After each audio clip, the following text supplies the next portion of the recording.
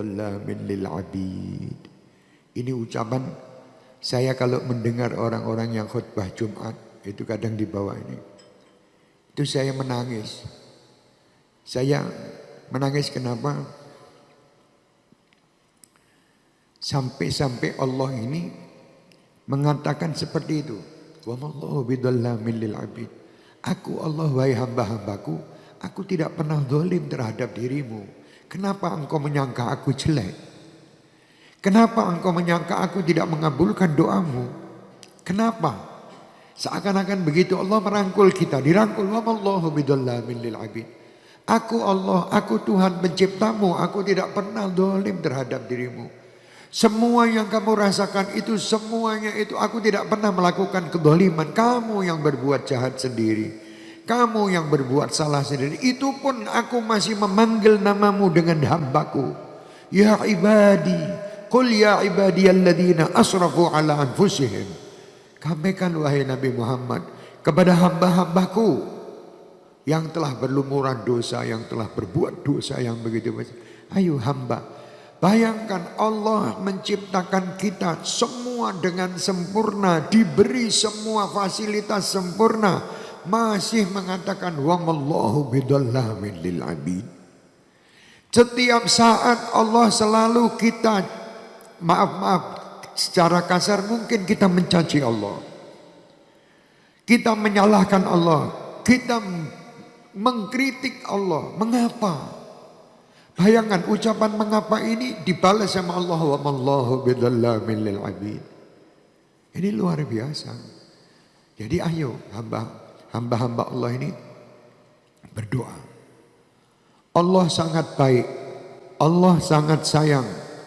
Tidak satu pun makhluk di muka bumi ini kecuali semua urusannya ada di genggaman Allah.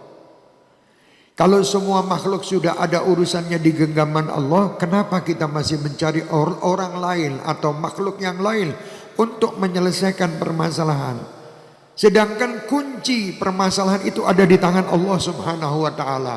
Yang akan menyelesaikan masalah ada di genggaman Allah. Yang akan menyelesaikan semua kesulitan ada di genggaman Allah. Kenapa kita masih cari jalan yang lain? Wa mallahu bidhallamin lil abid. Aku Allah tidak pernah berbuat zalim terhadap hamba-hambaku. Subhanallah, Allah mengatakan la yukallifullahu nafsan illa wus'aha. Ini ucapan mesra. Ini ucapan yang sangat indah dari Allah untuk kita. Aku Allah tidak pernah membebani kalian sesuatu beban yang kalian tidak mampu, tidak pernah. Allah tidak pernah. Sampai Allah mengatakan seperti itu tuh Allah sangat amat sayang dengan kita. Akhirnya diajar kita juga oleh Allah. La yukallifullahu nafsan illa wus'aha. Laha ma kasabat wa 'alaiha ma iktasabat. Rabbana la tu'akhidna in nasina aw akhtana. Ini doa yang luar biasa. Rabbana wa la tahmil alaina isran kama hamaltahu ala alladhina min qablina. Rabbana wa la tuhammilna ma la taqata lana bih. Wa'fu anna waghfir lana warhamna. Ini doa yang luar biasa. Minta, sedangkan Allah tahu bahwa aku tidak pernah membebani dirimu. Tapi kita masih minta, ya Allah, jangan kau bebani sesuatu beban yang aku tidak mampu.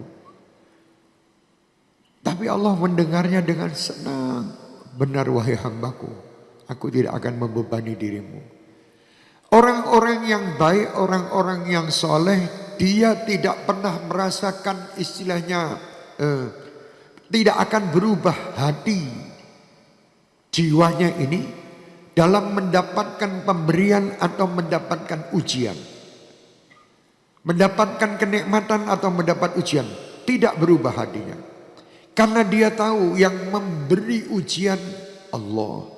Dan Allah mengatakan wa mallahu bidhallamin lil abid. Masa saya akan mengkritik Allah, mengapa engkau uji aku dengan hilangnya ini? Dengan permasalahan rezeki yang sulit, dengan permasalahan kehidupan yang sulit. Kenapa kita mengatakan begitu kepada Allah? Sedangkan Allah Subhanahu wa taala telah menyediakan semua untuk kamu. Kenapa hal ini tidak kamu dapatkan? Dikoreksi diri kamu. Apa kesalahan kamu? Bukan kesalahan Allah. Yang mungkin kamu diperintah oleh Allah untuk menuju ke tempat A, kamu malah justru menuju ke tempat B. Ya, salah jalan ini yang membuat rasa hati dan jiwa ini selalu merasa kurang dan selalu merasa Allah itu tidak berbuat baik kepada kita. Padahal Allah la yukallifullahu nafsan illa wus'aha. Allah Subhanahu wa taala sangat baik kepada diri kita,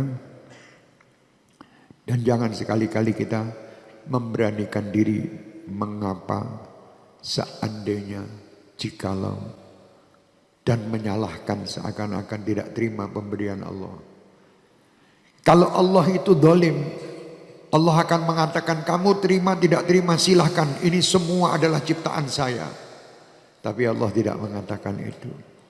Justru orang dalam keadaan kemaksiatan yang begitu luar biasa, Allah Subhanahu wa taala menanti istighfarnya. Kalau Allah mengatakan beristighfarlah kamu, berarti Allah sudah menyiapkan ampunan untuknya. Luar biasa.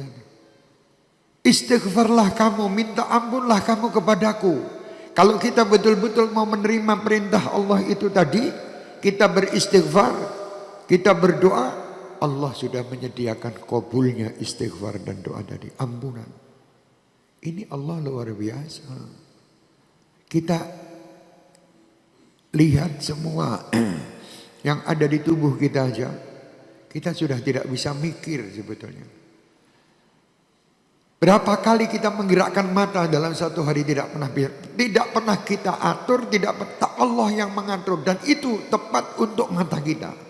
Dan setiap mata berbeda. Berapa kali gerakan. Allah menciptakan bulu di mata ini, bulu di atas mata ini. Semua ciptaan ini semua tertib dan bagus. Dan bermanfaat. Inilah sifat Allah yang tidak pernah zalim. Kalau Allah zalim, kita mungkin tidak dikasih bulu ini. Mungkin air akan masuk langsung ke mata.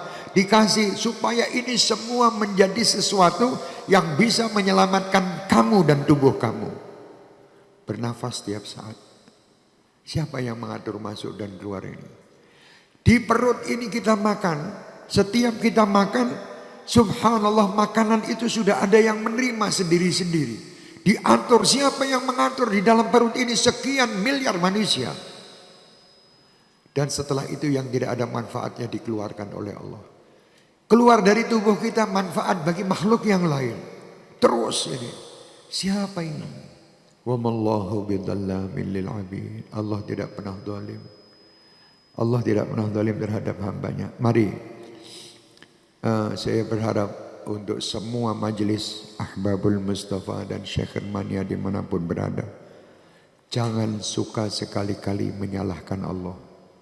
Karena Allah tidak pernah salah. Yang salah adalah kita.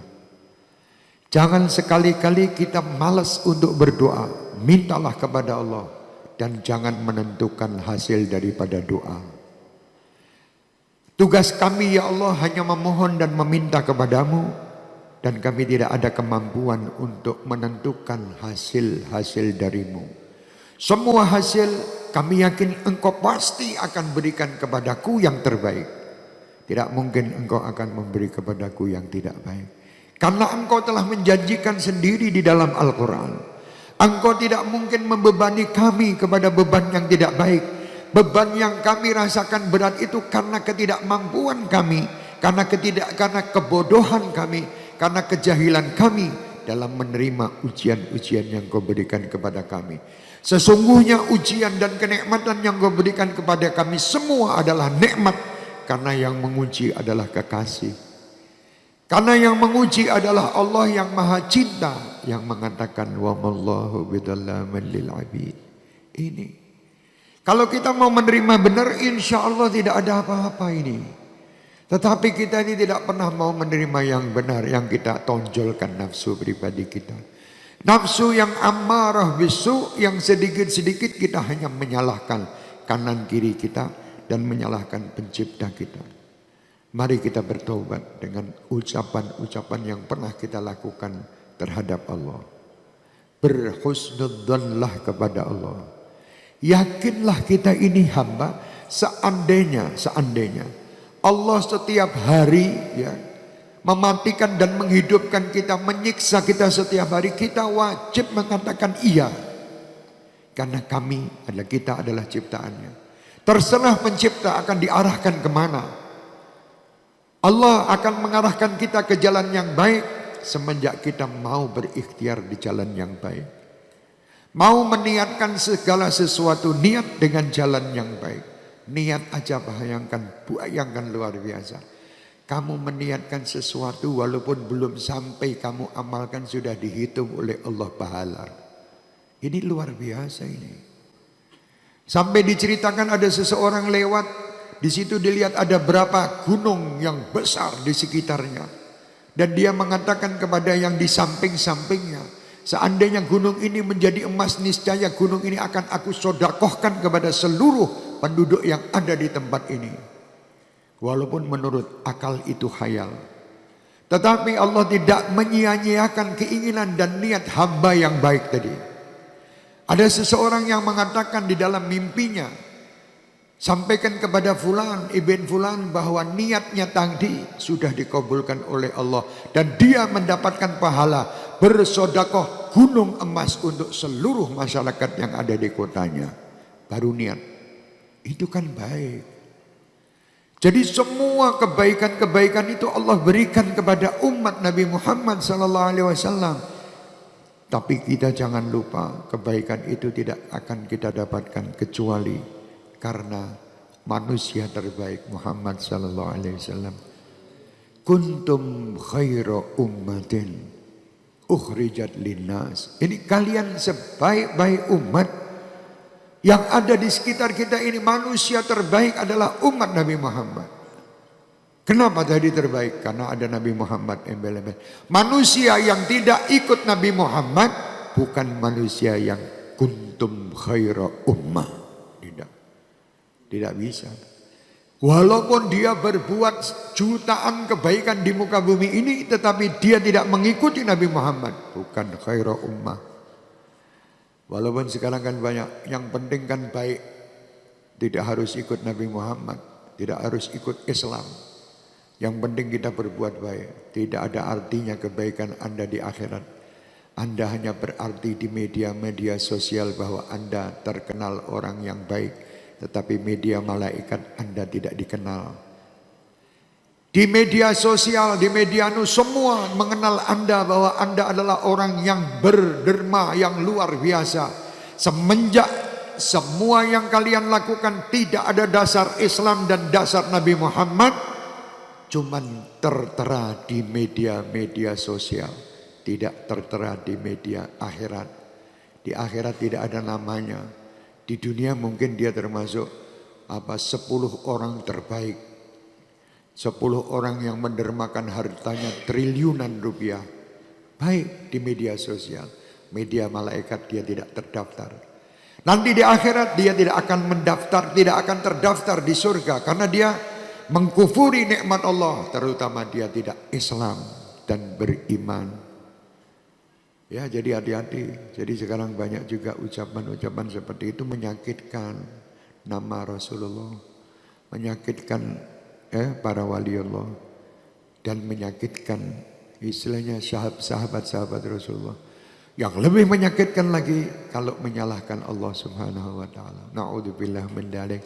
Mari jamaah-jamaahku yang saya cintai. Kalian orang baik.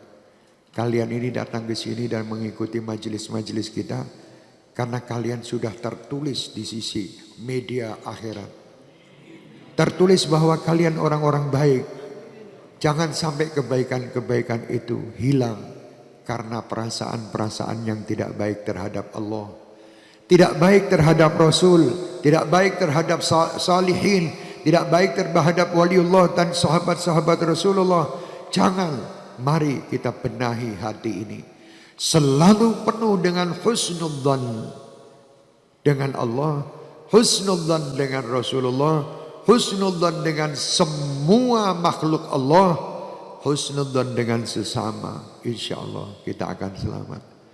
Husnudzan ya, husnudzan itu walaupun tidak semua, maksudnya tidak segala sesuatu itu husnudzan kabeh. Misal contoh gini, saya menaruh HP di jalan, saya husnudzan sama masyarakat tidak hilang, itu salah.